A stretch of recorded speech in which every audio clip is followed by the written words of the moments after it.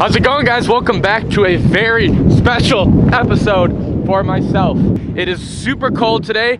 It's super windy. It's like 30 degrees. Wind's getting up there, but it's cloudy, and these are the absolute perfect conditions to fish this lake. I'm at the start of a very, very long journey right now, and I got my boat. A lot of you guys probably didn't even know I had a bass boat because I don't think I've used it in like 3 or 4 months now. I've just been traveling a lot, haven't used the boat. So yesterday I drove from Chicago to Cincinnati. I'm actually staying in my old college for a couple days, then spending Thanksgiving with my girlfriend, and then driving this boat all the way down to Texas to keep it for the winter. But today's the first day I'm fishing what used to be my home lake down at college. This is Brookville. I've had a lot of awesome days out here. For me, this lake fish by far the best in the fall when the water lowered and the water temps drop. And we got into a lot of great fishing days for smallmouth and walleye, and even some largemouth on days just like this when it was cloudy, windy. What happens on this lake when it's cloudy and windy like this, the fish leave the deep water and they come right up on the bank because the clouds, wind stirs up the water. And I don't know, they just feed really heavily up shallow when it's like this. So it's cold,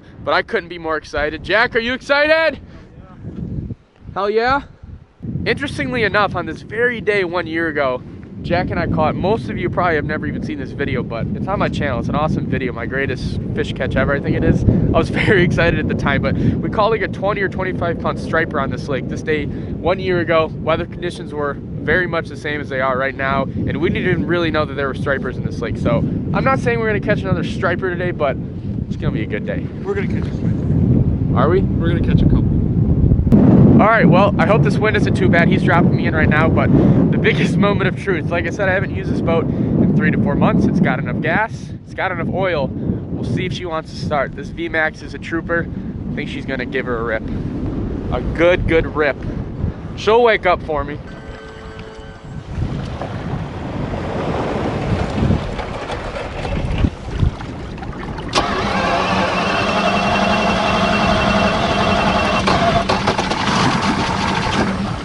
There she goes.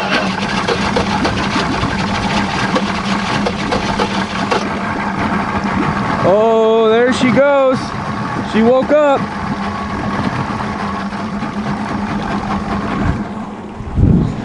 First turn she woke up. I love that motor. But I'm gonna float into the shoreline if I don't get on the trolling motor, because she's gotta wake up for a minute or two here. Trolling motor works. We are good to go. It's gonna be a good day. The water's actually super muddy. This is usually a really clear lake, but this is the muddiest I've seen in quite a while. Hopefully it doesn't change too much of the fishing.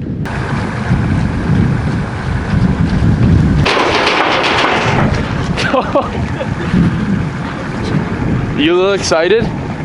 Don't fall in. I know you're excited. Don't fall in. All right, here we go, the first spot. I'm gonna let you guys in on a little cold water killer right now, the cold water secret. I've caught so many nice fish on this thing where the water temp is like this. It's like, it's probably somewhere in between 52 and 54.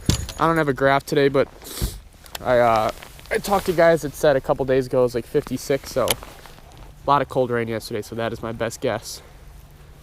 And this is all we're gonna do today. This is why I like fishing in the fall here, because this lake gets really easy in the fall. You just go down the steep banks, throw crankbaits, throw jerkbaits. Hopefully we'll get into one pretty soon here. There's a fish. You got one? Yeah. On the A-rig, first fish. Little smallmouth it looks like. Very little smallmouth. There's the Brookville special. Welcome back to Brookville, Jack. You got a 12-inch smallie. Did he crush it? He did hit it pretty good. This lake is... See that boulder off that point? Yeah. Is that what you caught it off of? No, I was This lake is filled with these beautiful little smallmouth. How many hook marks does he have in him? Don't look like much. His upper lip looks weird. Yeah, that's a big mark. Oh yeah, that's a big mark. He's missing his upper lip. Yep. But we love them just the same. A-rig, okay. Yeah. Well, I'm snagged again with this shad wrap. I'm not sure. These shad wraps are usually really good at deflecting off cover, but this specific one is not very good.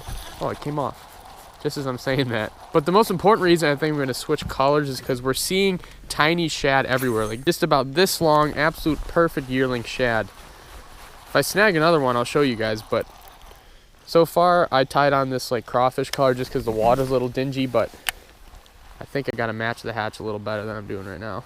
Yeah, just, oh, here we go. That's exactly what I was talking about. Tiny little yearling shad. Look at that.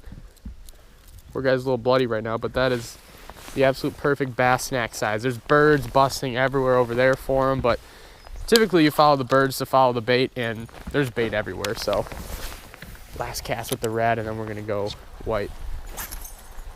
All right, we have now moved spots. We are fishing the big community hole on this lake. It's just a giant bridge, but the lake's about 1.5 miles, 2 miles wide, and most of this bridge is just riprap, and it comes down. There's just a really small opening. All it does is just creates a lot of current. They actually draw this lake down about 8 feet every winter to handle the floods of the spring, and you can see the water line, how high the water usually was.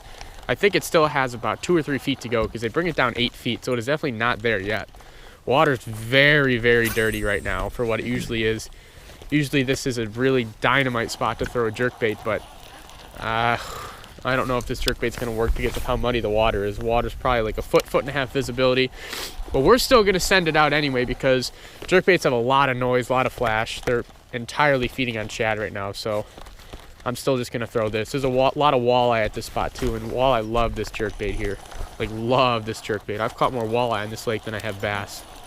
All right, trying a new spot now. The bridge was not good. It's interesting, a lot of reservoirs, I'm not sure if you guys know this, a lot of the lakes in the south, the reservoirs are just filled up farm fields. This is actually an old road that used to go across the field. So when this reservoir was filled up in like 1970 something, I don't know, there's a couple houses flooded on this lake too, but yeah, that was a road from the 70s. What is this? What are you? You're lying, that's what you are. Well, that's about how this day is going so far. Open my grill. Brookville is not welcoming us back with open arms just yet, but the day is still young. There might be a fish. Yep, that's a fish. First fish. Come on. Don't come off, baby. You're the first fish I've hooked all day. Pretty good. Come on. Yes. This day was not all for a loss. Nice smallmouth. Yeah, it's a really nice smallmouth for this lake. Barely hooked. Barely grabbed it on the back hook. Yeah, that tells me the bite is very tough right now. They usually choke this thing. Get him, Jack. Hey! It's a nice smallmouth. That right there is a beautiful Brookville Lake smallmouth. Average fish here is like 12 inches. Believe it or not, guys, I've only caught a handful of smallmouth here in like 3 years straight of fishing it. I've only caught a handful over 15 inches. This is definitely over 15 inches. This is like a 17-inch fish. That is a gorgeous smallie for this lake. Hell yeah. Jack, it's almost worth it. It's beautiful, isn't it? Yeah. There's still smallmouth bass in Brookville. We were kind of brainstorming in our frustrations the reason why we haven't been catching anything. I've been contemplating so many times if I should switch lures because this lure has been absolute dynamite for me the last couple falls here. It's small. It has a perfect, really tight wobbling action that you want in the cold water. I mean, it looks exactly like a shad. I mean, this has been my cold water killer, but it has just not been producing today. So, I don't know. I think that fish was kind of just a random fish catch and just more of a factor of covering water than anything else, and eventually you're going to get it in front of one, but I will take it. There's a leaf. Fish barely hit that crankbait too, just barely latched down with the back hook.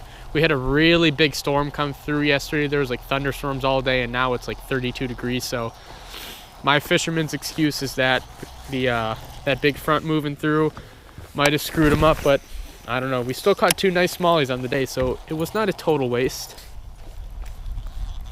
There's one. Yep, that's a fish. Another smallmouth. All right. This one too, dude. Look how it hit it. Barely on the back hook. Catching smallmouth by the skin. Look at that. That's like barely swiping it. Look at all the little dots on the bottom. I know. I think this watercolor's been cloudy for a while because this guy is pale. Another pretty fish. On a good day last year of doing this, Jack and I would catch maybe 10 to 15 in like a couple hours. We've already fished for like 5 or 6 hours. And that's the third one. Ooh. Ooh, ooh, ooh. Big shad. Yeah. So earlier we saw a bunch of those threadfin shads, and that's why I tied this on to try to imitate it. This is some of the bigger shad that the big largemouth are looking to eat. That's a big gizzard shad. And gizzard shads smell, so I don't want that in my boat. There we go. That is a very good sign that there's shad up on this bank. I don't think it's a coincidence at all that I just caught that smallmouth next to bait. Because the smallmouth can't eat those big gizzard shads. Their mouth isn't big enough, but they can munch those little thread fins all day long. I feel like I'll take 60 if you take 40 because of my inability to announce I was talking. Ooh, there's one. Right off that point. Another nice smallie. Oh, they're good fighters at least. Did he get out on the back hook too? Yep. Every single one just barely hooked. Oh, now the front one got in. He's hooked a little better than the others, actually. This fish too, guys, hopefully you can see. Hooking him by the skin. I am skin hooking these smallmouth. Watch this. Boop, just barely out. This stretch has been far more productive than any other stretch we've fished. That is our third fish on this stretch. Finally have found a little bit of smallmouth action. Think there's more on there, Jack? You're about to get one right now. You just gotta believe. If you can dream it, you can do it. What movie is that from? I only remember the quote. I don't remember the movie. I don't remember the movie. But do you remember the quote? I feel like it's gotta be in a movie, so I don't. If you guys know what reference that's from, please let me know. I totally forget. I want to say it's Napoleon Dynamite, but I don't think it is. But yeah, I think that was dead wrong. Oh, it's Blades of Glory. That's what it is. If you can dream it, you can do it. Every time I say that, I got a fish. Oh, you got it. Wait, what happened there? I have no idea. You were trying to get it off the snag, weren't you? Oh, he snagged. Yeah, but he had to hit it. You don't just snag a bass like that. You must have missed it. So you were snagging on a log, you popped it free? They are warm. I told you they're warm. Yeah, it's 32 degrees out and the water's like 55-ish. They're warm. Another smallie. So you were stuck on a log, popped it free, and then all of a sudden he was on there? Yeah. Here, watch out. Let me do it. I don't want to hurt his fin. Yeah. His fin's fine. There you go. Let me see that. Let me see that giant. The Brookville Mega. You got a camera stuff it so it looks a lot bigger.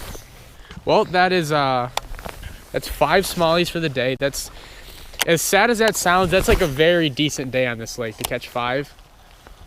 At least in my experiences. Yeah, I think the reason we're catching all these fish is because we're seeing bait. We're snagging bait. And what do you know? The fish in the fall want to be around the shad leaves. So it doesn't really matter. There's not much wind. There's one. Yep. Yep. Smoked it. It's a walleye. It's gotta be. It's not even fighting. Nope, it's a catfish that ate the jerkbait. What? I caught a catfish eating a jerkbait.